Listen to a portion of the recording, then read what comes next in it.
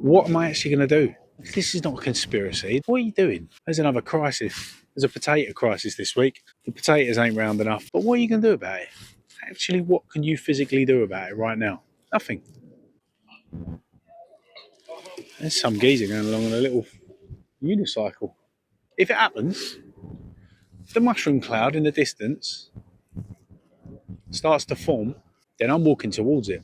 So turn it off. Don't worry about it. Shut it out. Shut the noise out. Welcome to episode 7 of Novice to Nature. Seems to be much less confusion.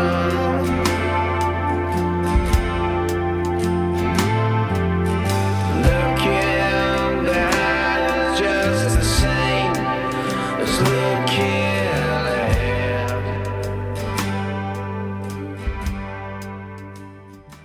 Different setting today. I'm in London. Just want to take a little break out from work, get some miles up on the feet. Not wearing the Gore-Tex at the moment though.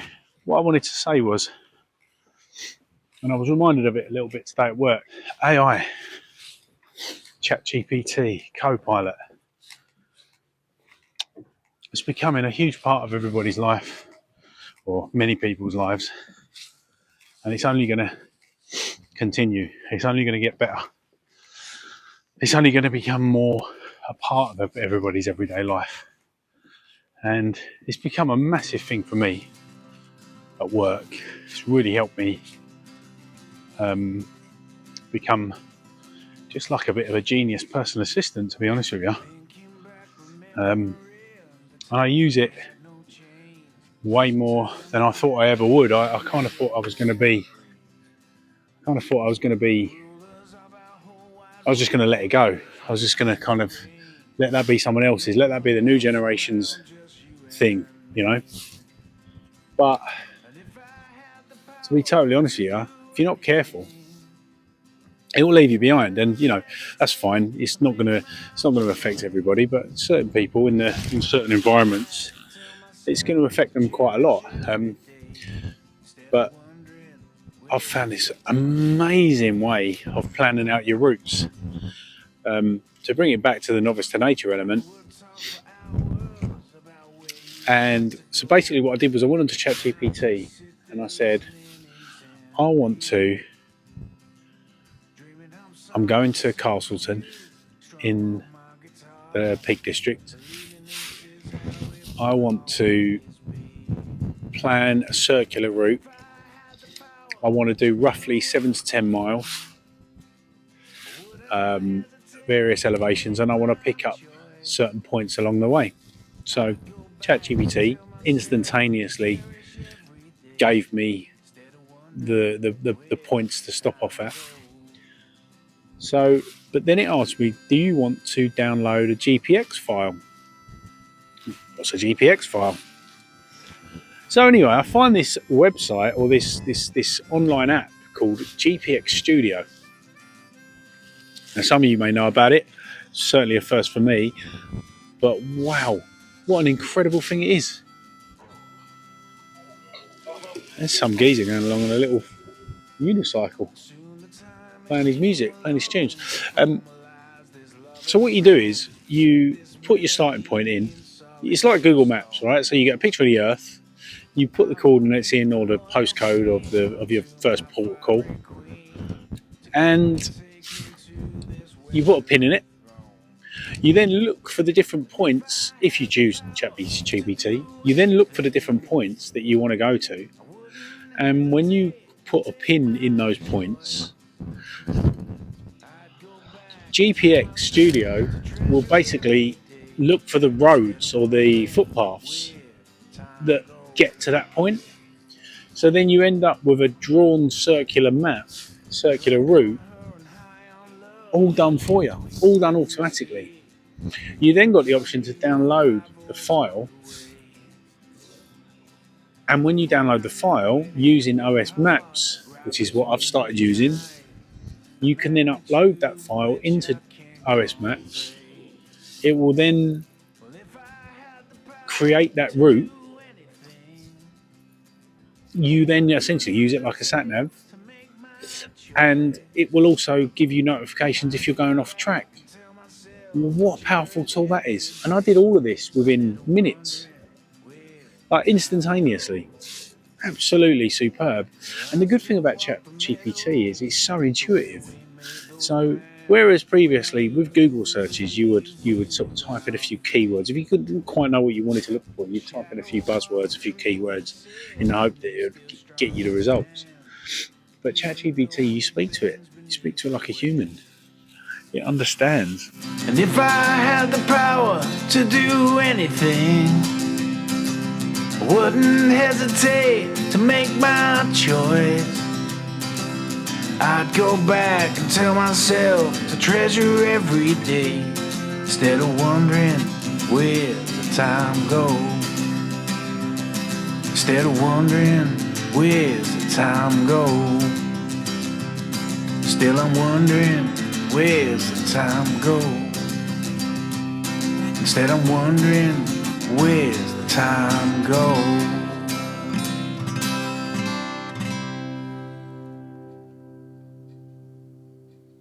I think technology has got a lot to answer for. Social media, phones, they've got a hell of a lot to answer for in the way that society's kind of become so divisive these days. And I really do think that it's to the detriment of people's mental health, people's well-being. And I've deleted all my social media now. I don't use social media, and I'm better for it, 1000%. It doesn't serve me. You know, when you find yourself embroiled in conversations with potentially bots for a start, but also probably damaged people that aren't well, people that have been misguided. Look, we've all got an opinion. I appreciate that. But I would find myself getting involved in such nonsense with people. And, it gets to a point when you're saying to your kids, wait a minute. So what are you doing? How is this serving me? One of the other things I've done is I've stopped watching the news. Now, I'm not trying to, this is not a conspiracy. This is not, I'm not, claiming anything here. I'm just saying, I got to the point where I'd be waking up in the morning, you stick the news on. There's another crisis. There's a potato crisis this week. Whatever it is, it's just a crisis all the time. And for as long as I don't have the news on, for as long as I don't look at social media, none of that shit's happening in my world. And I appreciate that there's a lot of people suffering. I appreciate there's places on this planet where every day is absolute torture. But I realised how powerless I was. I realised that even if I care about that stuff, and there's a lot of things I do care about, but even if I do, what am I actually going to do? If World War III happens tomorrow, I don't want to survive that anyway. I don't need warning. If it happens, if the mushroom cloud in the distance starts to form, then I'm walking towards it. I don't want to survive that. I'm not digging a fucking trench in my garden. I'm not going to, who wants to survive that shit? And so, I guess what I'm saying is technology and phones and computers and laptops can be a positive force, but you've just got to pick what serves you. You've just got to choose your battles, pick things, use it for the right things, use it for the things that can serve you, use it for the things, use it for things that can improve you, teach yourself things. If you're going to use YouTube, watch educational things. Don't watch a couple of blokes arguing all the time. We're not divided when we're hiking in the woods. We're not divided when we're surrounded by nature. Face to face, every day, generally everyday interactions that you have with members of the public are positive. all right, I'm in London, okay, so you don't say hello to each other in London. If you say hello to somebody, they think you're nuts. Yeah, and I appreciate that London has got its problems. London, there's a lot of violence, there's a lot of crime. And maybe I'm shielded. Maybe by living in the countryside these days, I'm born and bred around here. And I still love it. I still refer to it as home. And I love coming here. I come here three times a week for work. And I'm so glad that I get to do that. But I don't have to live it. So I appreciate that, it's not all sweetness and light. But I just think we can be better people by just shutting that shit out. My in-laws, they watch the news all the time, and they are petrified by the modern world. Like, they think that everywhere around them, all kids are trying to stab each other. That everybody's going to lose their house. That everybody's going to lose their job. Maybe that's coming. It might be. But what are you going to do about it? Actually, what can you physically do about it right now? Nothing. So turn it off. Don't worry about it. Shut it out. Shut the noise out. I've gone on a bit of a rant today, but I guess what I'm trying to say is that we have choices that we get to make every single day.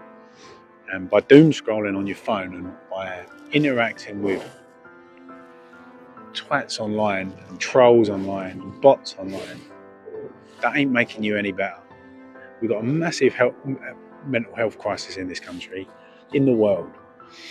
And there's no coincidence that a lot of that has increased significantly with the birth of social media. I don't want to be a complete downer on technology, because as I said, I think it can be a force for good. I think we have an opportunity to use it in our everyday life in such a way that it enriches us and it makes us more powerful as individuals. It gives us opportunities. There was a time, I make music. All the music used in my videos is stuff that I've made. And 25 years ago, it would have been much harder for me to have that opportunity to do that. Why? Because, everybody's got a pretty decent standard of recording studio within their laptop. Hiring studio space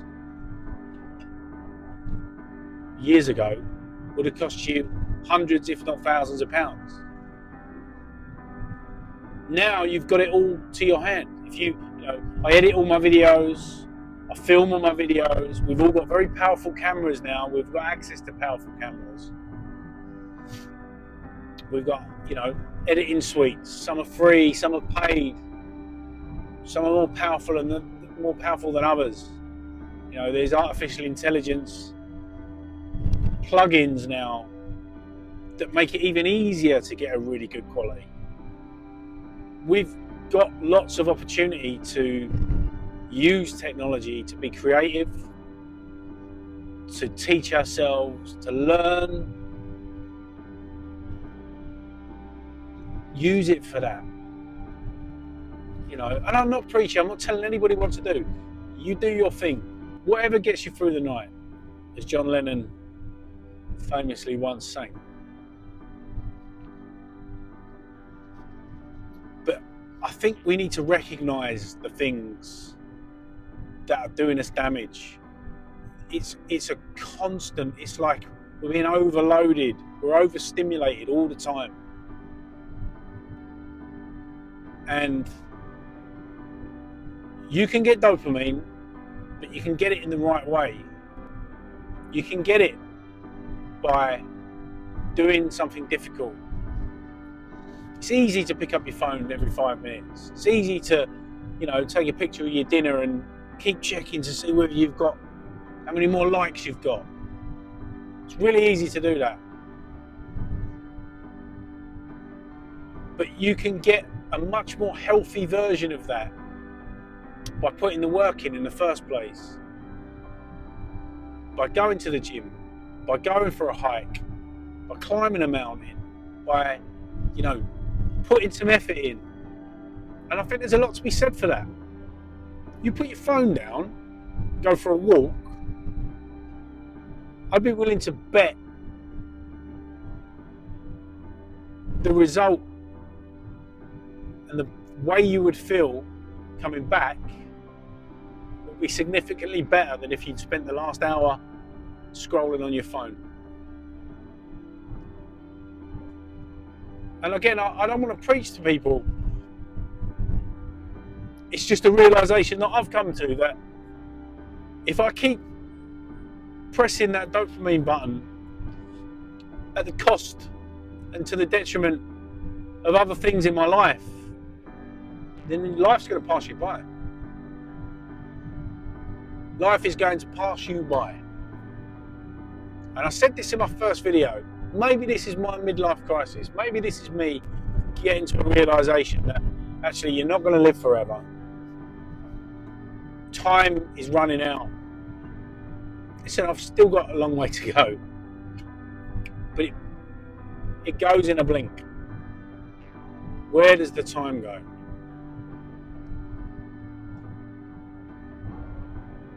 So I'm just asking people to consider what I'm saying. I think if we're all really honest with ourselves, we'll look at how we spend our time, how we spend our downtime, how we actually let technology be so intrusive that it affects our relationships, it affects our family life. You've got a choice, haven't you?